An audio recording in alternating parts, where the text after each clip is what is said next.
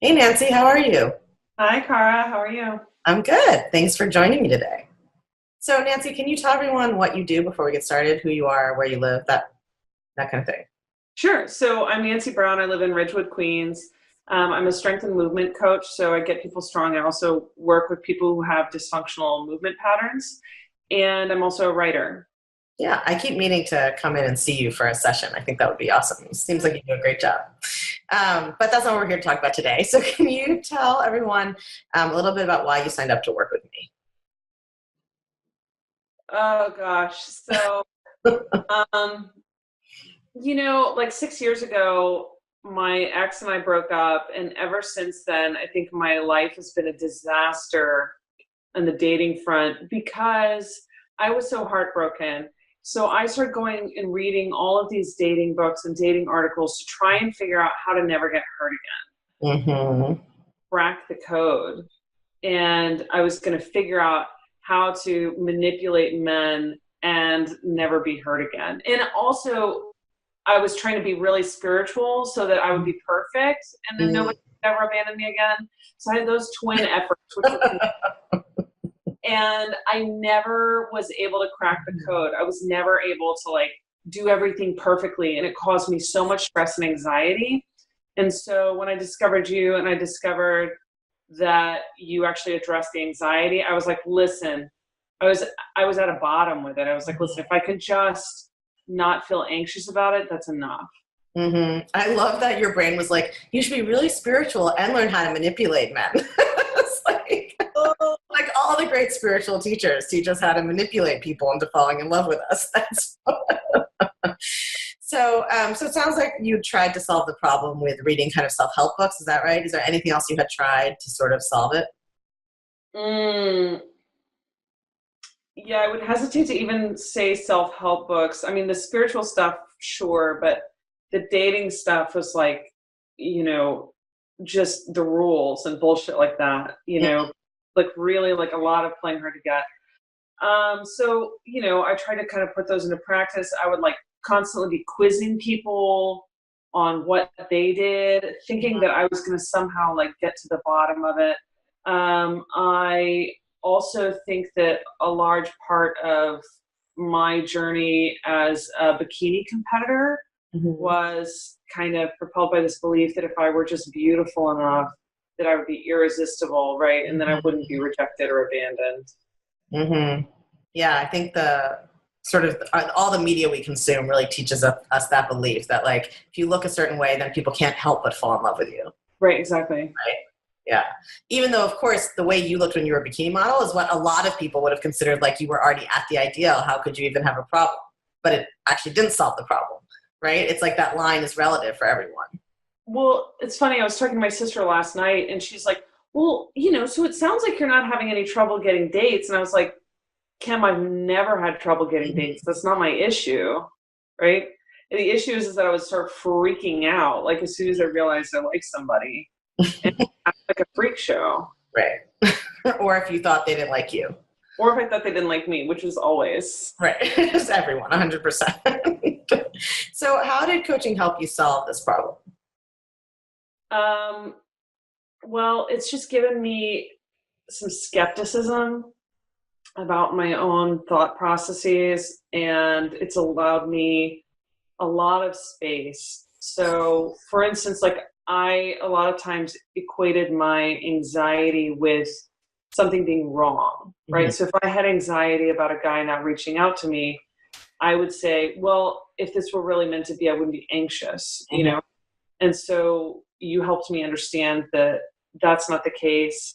You helped me get out of my cycle of every time I feel anxious going and looking for manipulative solutions, right? So going and looking through guides on like what to text him or blah, blah, blah. So let me backtrack a little bit. I think the biggest change that I've experienced is realizing that all I really want is for my internal environment to be satisfying, right? So I want to feel happy. I want to feel lovable. And the fact of the matter is that those feelings are available to me at all times. So when I start to feel uncomfortable, what I would do, because I believed that I needed an external source of those feelings, is I would then start to try to manipulate those external sources. So I would end up in this spiral with reading dating books and articles and all this bullshit to try and manipulate somebody, which, by the way, is impossible. Yeah, if it worked, that'd be one thing, but it just doesn't even work. It's like really inconsistent and maddening. So instead of doing that, I learned to actually change my internal environment. And I learned that, a lot of times my distress over feeling rejected was less about losing out on that person and more about what I made it mean about myself. And I learned that that's optional. Mm-hmm. I have to let that mean something about myself. Yeah, I was going to ask you to talk a little bit about rejection, because I think a lot of the work we did was around the fear of rejection and always looking for rejection, right? Yeah. So can you talk a little bit about what that was like for you? Well, so you asked me to make a list of all the guys I had rejected for no good reason. Mm-hmm. And it was so instructive on so many levels. I mean, and just the other day I was on Facebook and I was like, yeah, I was like crazy about that guy. And then as soon as he started showing serious interest, I like dropped him like stinky potato. And anyway, so what that showed me is that there are all of these people who I rejected because of where I was at, right? And it actually didn't have anything to do with their worth. And when I had initially met them, I probably thought they were super attractive and funny or whatever. And then for whatever reason, usually them showing interest in me, I would get turned off. Mm-hmm. And so I realized two things from that when people reject you, it's about where they're at and about what they're looking for and about what they think is going to make them happy. And also that I was avoiding, right? And it really, it's crazy to think this, but it really opened me up to a lot of different guys because I became a lot more skeptical about my picking, right? So it had a kind of twin effect there. Yeah, I think one of the most interesting things that happened with you was when you came in, your story was everyone always rejects me. Yeah, that's not true. Right, but your story was totally like I just can't find anyone who likes me. Nobody likes me. I always reject everyone. And then when we started going through your history, you were like, oh, wait, I've rejected a lot of these people. Like 20 guys that were like, Yeah. But just so for the people watching understand, it's like you didn't know that at first, right? Our stories can be so powerful that you were totally convinced that everyone rejects you. I didn't know that. And I'm pretty smart. Yeah.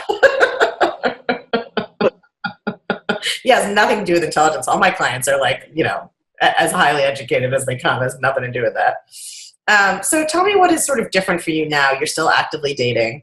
What feels different about the process now?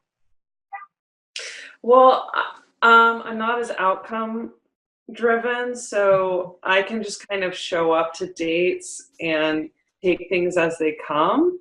And because of that, I'm a lot more open-minded because I'm not trying to vet everyone based on like very limited information right off the bat, right? So I can just kind of enjoy the process of showing up to dates. So I'm dating a lot more. And it's a lot less stressful. And because I'm dating a lot more, that kind of makes it even less stressful because I realize how many options there are out there. But before, my motivation was really low. I found it incredibly stressful just to go out on dates, right? And so I really avoided that.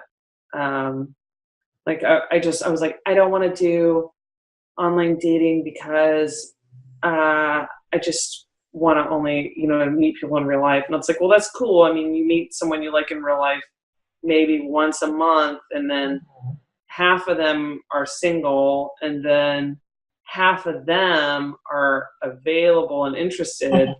So it's like, why don't you just increase your numbers a little bit? Right. Yeah. So there's one last thing I want to ask you to talk about, because we did a lot of work on this, and I know a lot of people have this, right? Which is we talked a lot about like why you wanted a relationship, right? How that was impacting the way you were acting. Talk a little bit about that. Well, I mean, I would have told, if we were sitting in a diner or whatever, I would have told you all the kind of noble reasons that I wanted a relationship, right? To connect with somebody and all that. But a lot of it had to do with needing validation, right? And feeling like there was something wrong with me because I wasn't in a relationship. And a lot of that I inherited from society and from my mother. So once I was able to let go of the idea of a relationship validating me, I was also able to open myself up to a lot more options with dating, right? Man, but it took a lot of the pressure off. Yeah, great. Okay, just have a couple more questions for you. Can you tell folks, did you have any objections or fears before signing up in terms of like time or cost or would it work or whatever? And did they turn out to be true? So I wasn't necessarily afraid of investing time. I definitely was afraid of investing money because, I run a client-based business independently and I'm just starting out. So things can be shaky. And I was very nervous about spending the money. And I think it's been absolutely worth the money. And I would recommend it to anyone. I mean, even if you think you can't afford it, just afford it. Like if dating is causing you the level of stress that it was causing me, just make it happen. Just make it work. Yeah, well, I was going to ask you. Go ahead. I mean, I have tools that are going to help me for forever, as long as I want to keep using them. Yeah. I was going to ask you what you would tell someone considering working with me, but I think we just covered that. So that's perfect. Well, thank you for sharing your story. I really appreciate you letting folks hear what it's like to work with me. And I'm so proud of the work you've done. I can't wait to see what a great relationship you're going to find. Thanks, Cara.